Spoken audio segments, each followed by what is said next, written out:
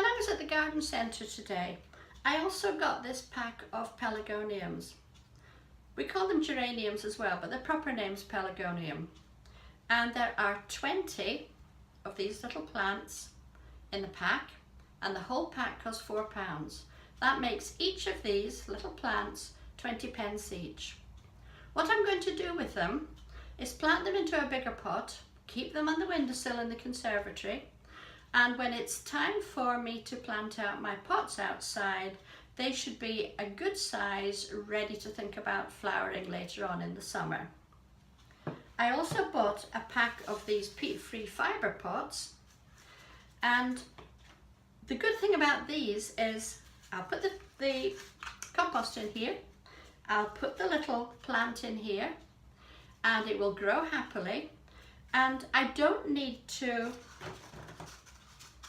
take the plant out of the pot to plant it, because the whole thing can go into the ground or into the bigger pot, and the roots will come through the pot, and it doesn't disturb the roots, so it will come away better. If I was to wait until May and buy these in bigger pots in the garden centre, I'd probably be paying maybe £3 or £4 each for them, so you can see what a bargain it is. I'm also trying out a new compost, a seed compost, called vermiculite. It's a naturally occurring mineral that's been specially treated, and it makes it a very good compost for seeds. Or you can mix it with potting compost as well. For potting things on a little bit later, I would mix the vermiculite and the potting compost that I have in here.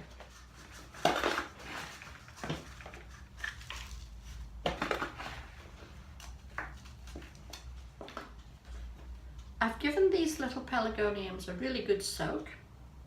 I've filled all my pots, not totally full. I've left a bit of a space, and I'm making a hole in them that should be about the right size for the pelargoniums.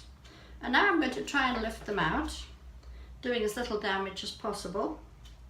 And I'm using a knife, just slipping it down the side there to lift the whole thing out. And that's come out beautifully.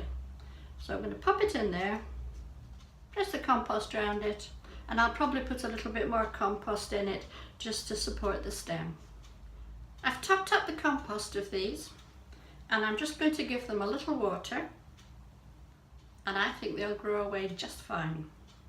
It's important to make sure that they're nice firm little plants, that they're not wobbling at all, and you can see that one is planted very firmly, and the water's already coming through this pot as well. And there you can see all my baby pelargoniums.